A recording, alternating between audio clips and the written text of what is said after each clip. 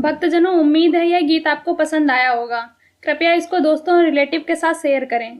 अगर आपको किसी भजन पर प्रस्तुति चाहिए तो कमेंट करें।